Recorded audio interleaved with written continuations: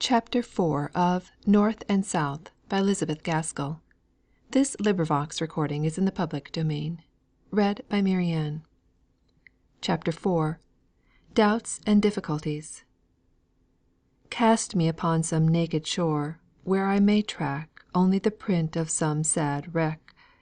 If thou be there, though the seas roar, I shall no gentler calm implore. Habington. He was gone. The house was shut up for the evening. No more deep blue skies or crimson and amber tints. Margaret went up to dress for the early tea, finding Dixon in a pretty temper from the interruption which a visitor had naturally occasioned on a busy day. She showed it by brushing away viciously at Margaret's hair, under pretence of being in a great hurry to go to Mrs. Hale. Yet, after all, Margaret had to wait a long time in the drawing room before her mother came down. She sat by herself at the fire, with unlighted candles on the table behind her, thinking over the day, the happy walk, happy sketching, cheerful pleasant dinner, and the uncomfortable miserable walk in the garden. How different men were to women! Here was she disturbed and unhappy, because her instinct had made anything but a refusal impossible, while he, not many minutes after he had met with a rejection of what ought to have been the deepest, holiest proposal of his life, could speak as if briefs, success, and all its superficial consequences of a good house, clever and agreeable society, were the sole avowed objects of his desires. Oh dear! how she could have loved him, if he had but been different, with a difference which she felt, on reflection, to be one that went low, deep down. Then she took it into her head that, after all, his lightness might be but assumed, to cover a bitterness of disappointment which would have been stamped on her own heart if she had loved and been rejected. Her mother came into the room before this whirl of thoughts was adjusted into anything like order. Margaret had to shake off the recollections of what had been done and said through the day, and turn a sympathising listener to the account of how Dixon had complained that the ironing blanket had been burnt again, and how Susan Lightfoot had been seen with artificial flowers in her bonnet, thereby giving evidence of a vain and giddy character. Mr. Hale sipped his tea in abstracted silence. Margaret had the responses all to herself. She wondered how her father and mother could be so forgetful, so regardless of their companion through the day, as never to mention his name. She forgot that he had not made them an offer. After tea Mr. Hale got up, and stood with his elbow on the chimney piece, leaning his head on his hand, musing over something, and from time to time sighing deeply. Mrs. Hale went out to consult with Dixon about some winter clothing for the poor. Margaret was preparing her mother's worsted work, and rather shrinking from the thought of the long evening, and wishing bedtime were come that she might go over the events of the day again. "Margaret," said Mr. Hale at last, in a sort of sudden desperate way that made her start, "is that tapestry thing of immediate consequence? I mean, can you leave it and come into my study? I want to speak to you about something very serious to us all." Very serious to us all. Mr. Lennox had never had the opportunity of having any private conversation with her father after her refusal, or else that would indeed have been a very serious affair. In the first place, Margaret felt guilty and ashamed of having grown so much into a woman as to be thought of in marriage; and secondly, she did not know if her father might not be displeased that she had taken upon herself to decline Mr. Lennox's proposal. But she soon felt it was not about anything which having only lately and suddenly occurred, could have given rise to any complicated thoughts, that her father wished to speak to her. He made her take a chair by him; he stirred the fire, snuffed the candles, and sighed once or twice, before he could make up his mind to say, and it came out with a jerk after all: "Margaret, I am going to leave Helstone." "Leave Helstone, papa? But why?" Mr. Hale did not answer for a minute or two. He played with some papers on the table in a nervous and confused manner, opening his lips to speak several times, but closing them again without having the courage to utter a word. Margaret could not bear the sight of the suspense, which was even more distressing to her father than to herself. "But why, dear papa? Do tell me." He looked up at her suddenly, and then said with a slow and enforced calmness, "Because I must no longer be a minister in the Church of England." Margaret had imagined nothing less than that some of the preferments which her mother so much desired had befallen her father at last; something that would force him to leave beautiful, beloved Helstone, and perhaps compel him to go and live in some of the stately and silent closes which Margaret had seen from time to time in cathedral towns. They were grand and imposing places; but if, to go there, it was necessary to leave Helstone as a home for ever, that would have been a sad, long, lingering pain; but nothing to the shock she received from Mr. Hale's last speech. What could he mean? It was all the worse for being so mysterious. The aspect of piteous distress on his face, almost as imploring a merciful and kind judgment from his child, gave her a sudden sickening. Could he have been implicated in anything Frederick had done? Frederick was an outlaw. Had her father, out of natural love for his son, connived at any "Oh, what is it? Do speak, papa! Tell me all. Why can you no longer be a clergyman? Surely, if the bishop were told all we know about Frederick, and the hard, unjust " "It is nothing about Frederick. The bishop would have nothing to do with that. It is all myself. Margaret, I will tell you about it. I will answer any questions this once; but after to night let us never speak of it again. I can meet the consequences of my painful, miserable doubts; but it is an effort beyond me to speak of what has caused me so much suffering." "Doubts, papa? Doubts as to religion?" asked Margaret, more shocked than ever. "No! Not doubts as to religion. Not the slightest injury to that." He paused. Margaret sighed, as if standing on the verge of some new horror. He began again, speaking rapidly, as if to get over a set task. "You could not understand it all, if I told you. My anxiety, for years past, to know whether I had any right to hold my living; my efforts to quench my smouldering doubts by the authority of the Church. Oh, Margaret, how I love the Holy Church from which I am to be shut out!" He could not go on for a moment or two. Margaret could not tell what to say. It seemed to her as terribly mysterious as if her father were about to turn Mahometan. "I have been reading to day of the 2,000 who were ejected from their churches," continued Mr. Hale, smiling faintly, "trying to steal some of their bravery; but it is of no use. No use. I cannot help feeling it acutely." "But, papa, have you well considered? Oh! it seems so terrible, so shocking," said Margaret, suddenly bursting into tears. The one staid foundation of her home, of her idea of her beloved father, seemed reeling and rocking. What could she say? What was to be done? The sight of her distress made Mr. Hale nerve himself, in order to try and comfort her. He swallowed down the dry choking sobs which had been heaving up from his heart hitherto, and going to his book case he took down a volume, which he had often been reading lately, and from which he thought he had derived strength to enter upon the course in which he was now embarked. "Listen, dear Margaret," said he, putting one arm round her waist. She took his hand in hers, and grasped it tight; but she could not lift up her head; nor indeed could she attend to what he read, so great was her internal agitation. "This is the soliloquy of one who was once a clergyman in a country parish, like me.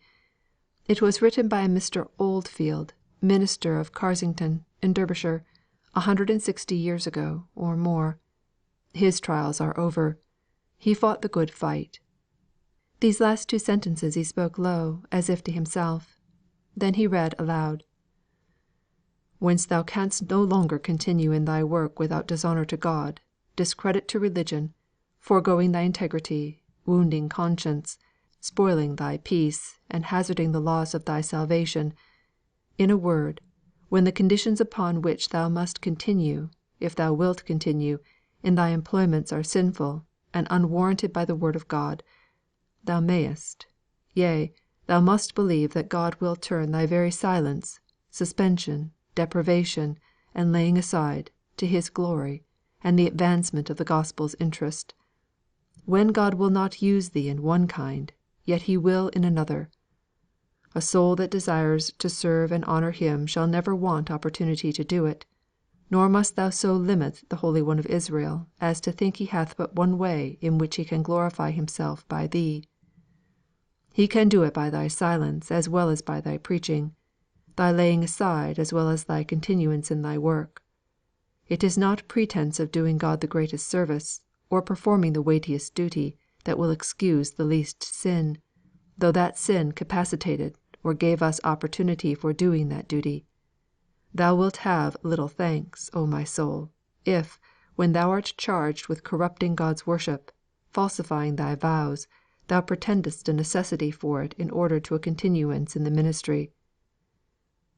As he read this, and glanced at much more which he did not read, he gained resolution for himself, and felt as if he too could be brave and firm in doing what he believed to be right; but as he ceased, he heard Margaret's low convulsive sob, and his courage sunk down under the keen sense of suffering.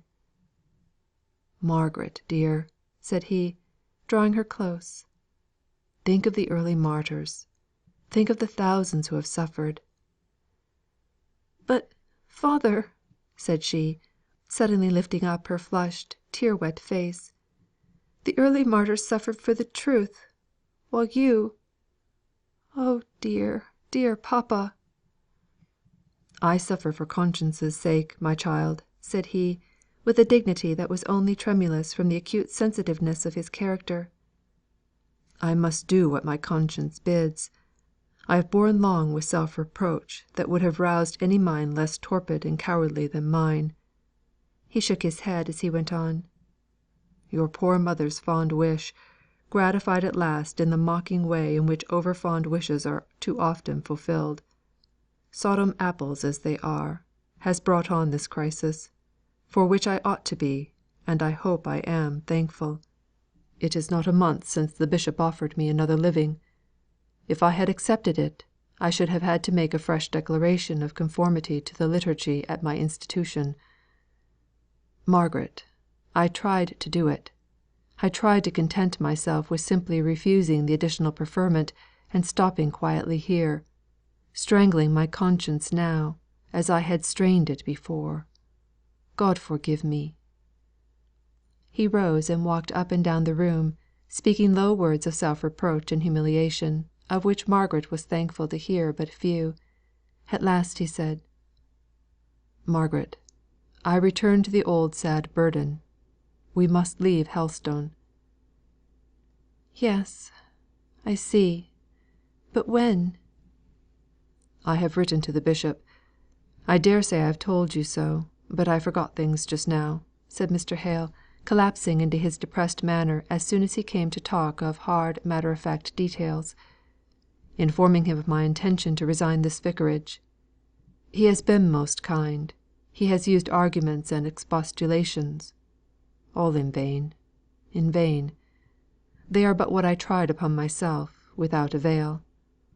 I shall have to take my deed of resignation, and wait upon the bishop myself, to bid him farewell.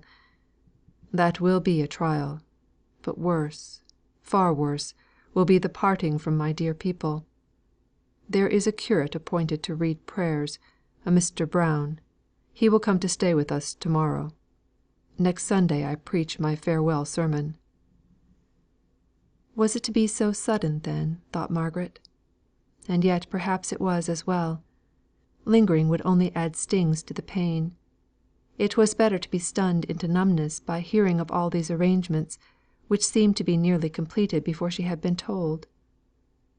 "What does mamma say?" asked she, with a deep sigh. To her surprise, her father began to walk about again before he answered. At length he stopped and replied: "Margaret, I am a poor coward after all. I cannot bear to give pain.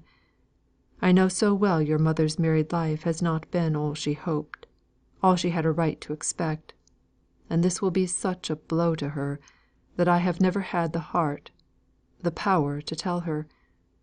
She must be told though, now," he said, looking wistfully at his daughter. Margaret was almost overpowered with the idea that her mother knew nothing of it all, and yet the affair was so far advanced. "Yes, indeed she must," said Margaret. "Perhaps, after all, she may not. Oh yes, she will. She must be shocked," as the force of the blow returned upon herself in trying to realise how another would take it. "Where are we to go to?" she said at last, struck with a fresh wonder as to their future plans, if plans indeed her father had. "To Milton Northern," he answered, with a dull indifference, for he had perceived that, although his daughter's love had made her cling to him and for a moment strive to soothe him with her love, yet the keenness of pain was as fresh as ever in her mind. "Milton Northern! The manufacturing town in Darkshire?" "Yes," said he, in the same despondent, indifferent way. "Why there, papa?" asked she. "Because there I can earn bread for my family; because I know no one there, and no one knows Helstone, or can ever talk to me about it." "Bread for your family! I thought you and mamma had" and then she stopped, checking her natural interest regarding their future life, as she saw the gathering gloom on her father's brow. But he, with his quick intuitive sympathy, read in her face, as in a mirror, the reflections of his own moody depression, and turned it off with an effort.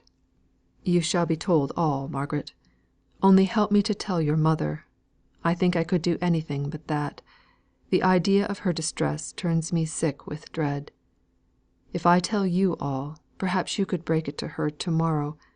I am going out for the day, to bid Farmer Dobson and the poor people on Brace Common good bye. Would you dislike breaking it to her very much, Margaret?" Margaret did dislike it, did shrink from it more than from anything she had ever had to do in her life before.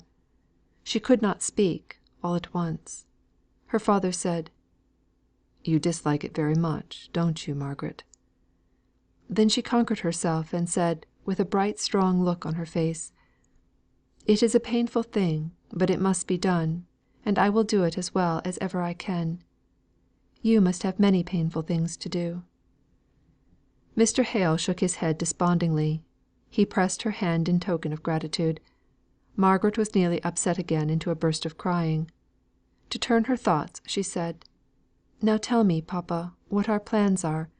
You and mamma have some money, independent of the income from the living, have not you? Aunt Shaw has, I know." "Yes, I suppose we have about £170 a year of our own. 70 of that has always gone to Frederick, since he has been abroad. I don't know if he wants it all," he continued in a hesitating manner. "He must have some pay for serving with the Spanish army." "Frederick must not suffer," said Margaret decidedly, "in a foreign country, so unjustly treated by his own. 100 is left. Could not you, and I, and mamma live on 100 a year in some very cheap, very quiet part of England? Oh, I think we could." "No," said Mr. Hale, "that would not answer. I must do something. I must make myself busy, to keep off morbid thoughts. Besides, in a country parish I should be so painfully reminded of Helstone, and my duties here. I could not bear it, Margaret. And 100 a year would go a very little way, after the necessary wants of housekeeping are met, towards providing your mother with all the comforts she has been accustomed to, and ought to have.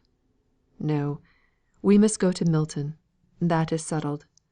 I can always decide better by myself, and not influenced by those whom I love," said he, as a half apology for having arranged so much before he had told any one of his family of his intentions. "I cannot stand objections. They make me so undecided." Margaret resolved to keep silence. After all, what did it signify where they went, compared to the one terrible change? Mr. Hale continued: "A few months ago, when my misery of doubt became more than I could bear without speaking, I wrote to Mr. Bell. You remember Mr. Bell, Margaret?" "No, I never saw him, I think; but I know who he is. Frederick's godfather. Your old tutor at Oxford, don't you mean?" "Yes. He is a fellow of Plymouth College there. He is a native of Milton Northern, I believe. At any rate he has property there, which has very much increased in value since Milton has become such a large manufacturing town. Well, I had reason to suspect to imagine I had better say nothing about it, however but I felt sure of sympathy from Mr. Bell. I don't know that he gave me much strength. He has lived an easy life in his college all his days; but he has been as kind as can be, and it is owing to him we are going to Milton." "How?" said Margaret. "Why, he has tenants, and houses, and mills there; so, though he dislikes the place too bustling for one of his habits he is obliged to keep up some sort of connection; and he tells me that he hears there is a good opening for a private tutor there." "A private tutor!" said Margaret, looking scornful. "What in the world do manufacturers want with the classics, or literature, or the accomplishments of a gentleman?" "Oh!" said her father, "some of them seem really to be fine fellows, conscious of their own deficiencies, which is more than many a man at Oxford is. Some want resolutely to learn, though they have come to man's estate. Some want their children to be better instructed than they themselves have been. At any rate, there is an opening, as I have said, for a private tutor. Mr. Bell has recommended me to a Mr. Thornton, a tenant of his, and a very intelligent man, as far as I can judge from his letters. And in Milton, Margaret, I shall find a busy life, if not a happy one, and people and scenes so different that I shall never be reminded of Helstone." There was a secret motive, as Margaret knew from her own feelings. It would be different. Discordant as it was, with almost a detestation for all she had ever heard of the north of England, the manufacturers, the people, the wild and bleak country, there was this one recommendation: it would be different from Helstone, and could never remind them of that beloved place. "When do we go?" asked Margaret, after a short silence. "I do not know exactly. I wanted to talk it over with you. You see, your mother knows nothing about it yet; but I think, in a fortnight, after my deed of resignation is sent in, I shall have no right to remain." Margaret was almost stunned. "In a fortnight!" "No, not exactly to a day. Nothing is fixed," said her father, with anxious hesitation, as he noticed the filmy sorrow that had come over her eyes, and the sudden change in her complexion. But she recovered herself immediately. "Yes, papa, it had better be fixed soon and decidedly, as you say; only mamma to know nothing about it. It is that is the great perplexity." "Poor Maria!" replied Mr. Hale, tenderly. "Poor, poor Maria! Oh, if I were not married, if I were but myself in the world, how easy it would be! As it is Margaret, I dare not tell her." "No," said Margaret, sadly. "I will do it. Give me till to morrow evening to choose my time." "Oh, papa!" cried she, with sudden passionate entreaty, tell me it is a nightmare, a horrid dream, not the real waking truth. You cannot mean that you are really going to leave the Church, to give up Helstone, to be for ever separate from me, from mamma, led away by some delusion, some temptation. You do not really mean it?" Mr. Hale sat in rigid stillness while she spoke. Then he looked her in the face, and said in a slow, hoarse, measured way: "I do mean it, Margaret. You must not deceive yourself into doubting the reality of my words, my fixed intention and resolve." He looked at her in the same steady, stony manner for some moments after he had done speaking. She, too, gazed back with pleading eyes, before she would believe that it was irrevocable. Then she arose and went, without another word or look, towards the door. As her fingers were on the handle, he called her back. He was standing by the fireplace, shrunk and stooping; but as she came near he drew himself up to his full height, and placing his hands on her head, he said, solemnly: The blessing of God be upon thee, my child." "And may He restore you to His Church," responded she, out of the fulness of her heart. The next moment she feared lest this answer to his blessing might be irreverent, wrong, might hurt him as coming from his daughter; and she threw her arms round his neck. He held her to him for a minute or two. She heard him murmur to himself: "The martyrs and confessors had even more pain to bear. I will not shrink." They were startled by hearing Mrs. Hale inquiring for her daughter. They started asunder in the full consciousness of all that was before them. Mr. Hale hurriedly said: "Go, Margaret, go. I shall be out all to morrow. Before night you will have told your mother." "Yes," she replied; and she returned to the drawing room in a stunned and dizzy state. CHAPTER V